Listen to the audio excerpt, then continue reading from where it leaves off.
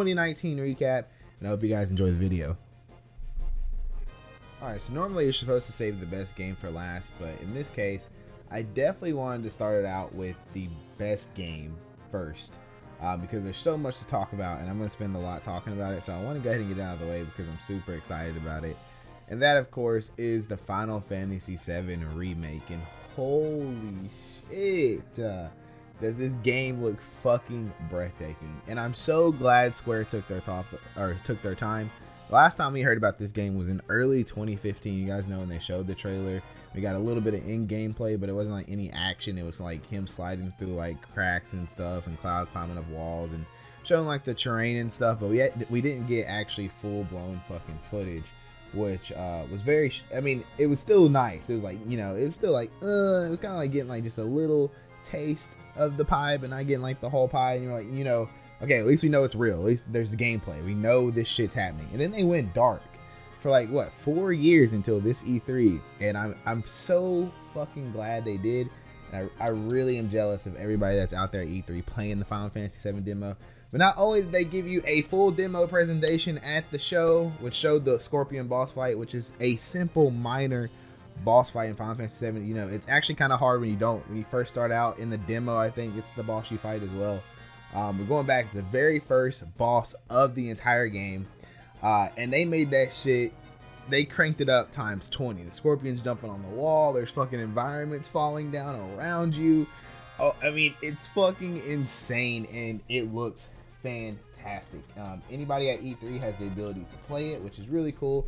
I'm glad that they actually gave that option to the people there. So there's actually a playable demo after 4 years, so that's cool.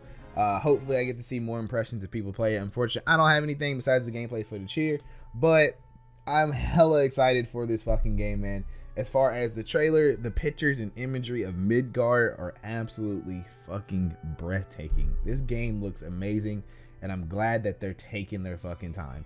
I know a lot of people are upset that it's going to be episode based. They did talk about that, which does suck, but then again, if it's looking like this, man, I really don't give a shit. There's also a collector's edition that's like $350. Once again, don't fucking care. Definitely, I would pay that for it. Like I said, everything about this game looks amazing, and I think they're actually sold out of collector's editions, if I'm not mistaken. That shit went really quick, so it looks great.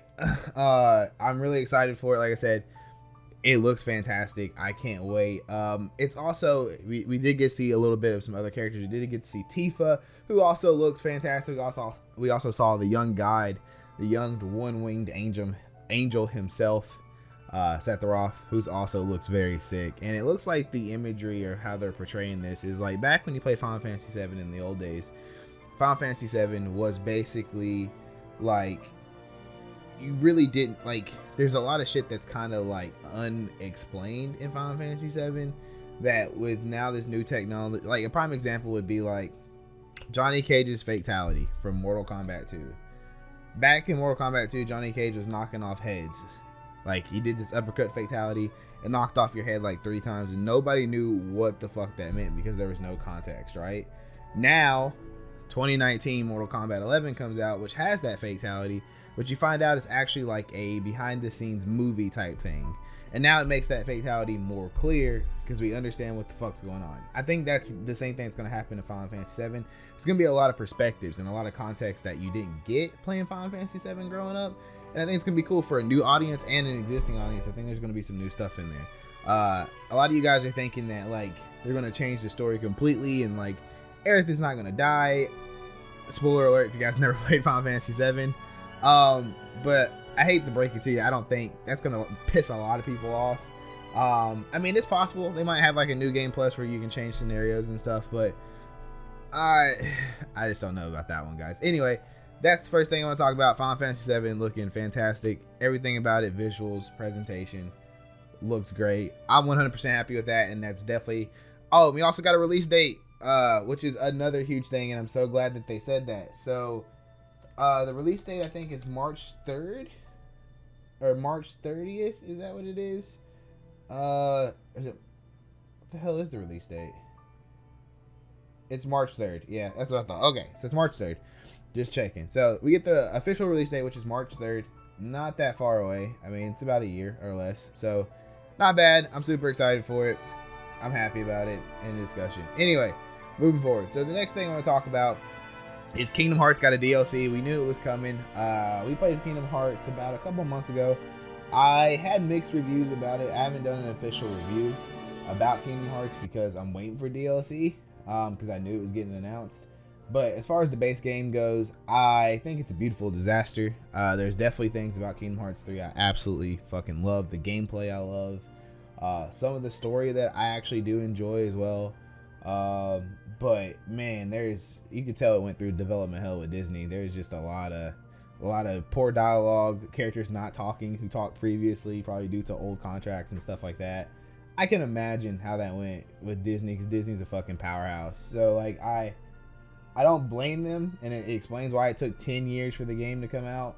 2 generations later. But again, I still enjoyed it, and I think it's still fun. I think it's definitely cool. The gummy ship option's fantastic. Everything gameplay wise is great, but the story's a little out there. But with the post-credit scene, or the true ending, if you guys collect, I think it's like 60 of the stickers or emblems that you find across the world, you have to take pictures of. Depending on what game modes, it's like 30 if you're on hard, 60 on normal, and 90 if you're on easy. But if you get them, you get a secret ending called Yozora, which we actually reacted to back on our YouTube channel. You guys can check that out. And that ending's fucking wild. It shows them in Japan.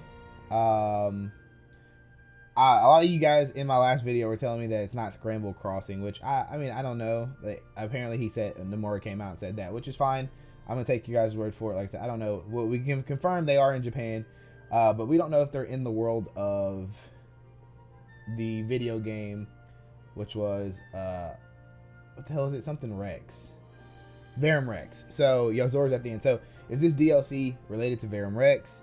Like I said, there's so many unanswered questions, and I want it to be main story DLC, but I'm still pretty excited to see where it goes and how the story progresses.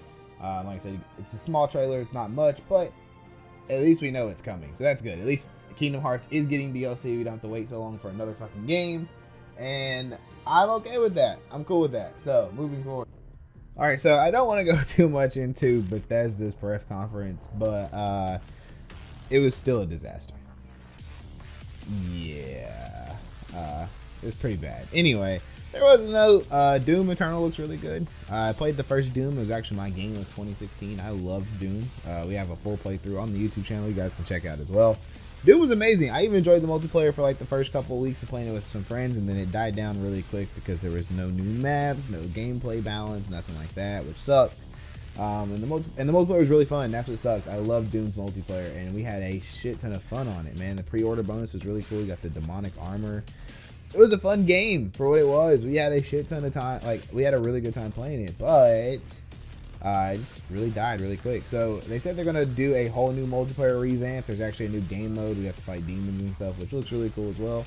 So Doom was actually the best thing to come out of there. Oh, and Fallout 76, friends. If some of you guys are still playing it, the fucking 1 or 2 of you, you guys are getting a whole free DLC. I think at the end it's like the Westland or something like that, and it's all free. So that's good, I guess. But that's pretty much it for Bethesda, or for Bethesda. I didn't see anything. There's some Elder Scrolls stuff and nothing about Elder Scrolls 6, unfortunately. But like I said, Doom looks great, and Fallout 76 people are getting a DLC towards the end of the year. Anyway, moving forward. Alright, so that's all that we have for the Squaresoft presentation. Like I said, Kingdom Hearts and Final Fantasy VII are the ones that really caught my eye, especially Final Fantasy VII and how beautiful the game looks. And we'll maybe do another video going on into more information about Tifa being revealed and Sephiroth and all that good stuff. Anyway, moving forward, the next thing we'll talk about is the Microsoft press conference, of course. Microsoft kind of beat Sony to the punch this year. We actually got some huge fucking news on the next console, which is Project Scarlet.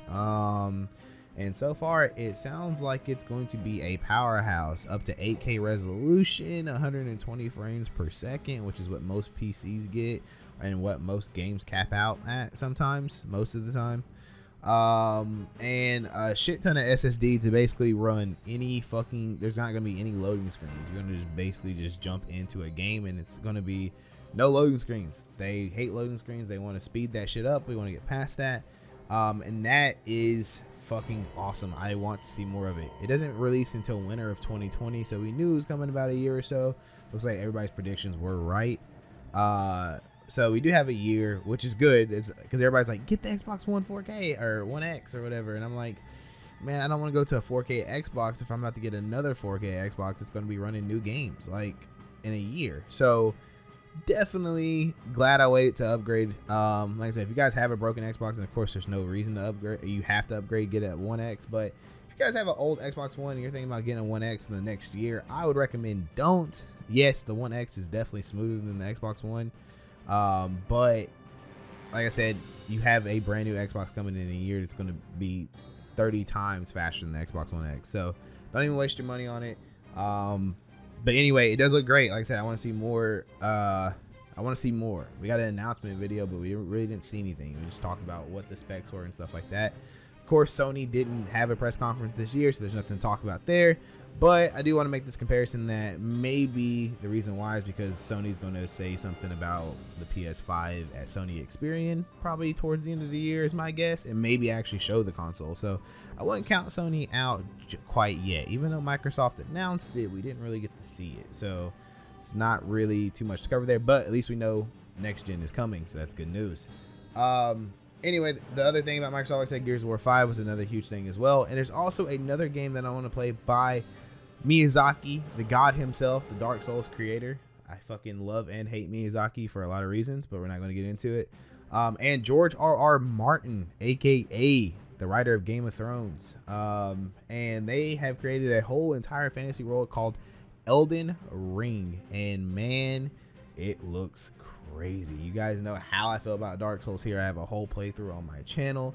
I used to do Dark Souls PvP a shit ton with one of my boys named A Witty Gamer. Shout out to A Witty. I haven't talked to you in forever, but if you're watching this, I miss you, brother. And we used to play Dark Souls PvP all the time, man. I fucking loved it. It's the reason that I really got heavy into For Honor back in the day, because the PvP was kind of similar, just more advanced. And the fact that you have George R.R. Martin, the fucking master of fantasy in the book world, and you have Miyazaki, the master of fantasy in the gaming world, making a game I'm really curious. That's all I'm going to say about it. I'm really fucking curious is like what I feel about it. Like, it looks great, but I'm curious because they both have like their own vision of fantasy. Miyazaki like really on the fantasy and dark and like, you know, like wizards and like demons and creatures and shit. R.R. Martin kind of showing like humans are monsters, and you know, so it's gonna be cool to see that two types of, I guess you can say, vision from both amazing directors and creators. So I don't know, it looks great. I want to see more of it. Hopefully get more within the future in the next couple of months going into 2020. But either way, definitely on my list to play. I'm really curious about it. Anyway, moving forward. But yeah, so that wraps up my E3 2019 recap. Like I said, the only thing that I was really excited about was, of course, the new Project Scarlet coming out with the new Xbox. I'm a console player. I have a really nice PC, and though you guys are like, if you just play on PC, you got a fucking supercomputer. And I really do have a nice PC, but I've always played on console. All my friends have consoles. They can't go out and buy a $1,200 computer, $900 computer, or whatever. So it's nice that there's another Xbox coming out that's at a reasonable price, that has 4K, that has 120 frames per second, that can get up to 8K. That's amazing. So I'm super excited to see what Scarlett brings to the table. Hopefully Sony will actually show us the PS5 and it's similar, and maybe we actually get a look at what this console will look like. I don't know, maybe we'll see. But that was the big thing. And of course the Final Fantasy VII remake, man, from the music to the graphics to the gameplay, everything about Final Fantasy VII is literally a dream come true. It's fucking breathtaking.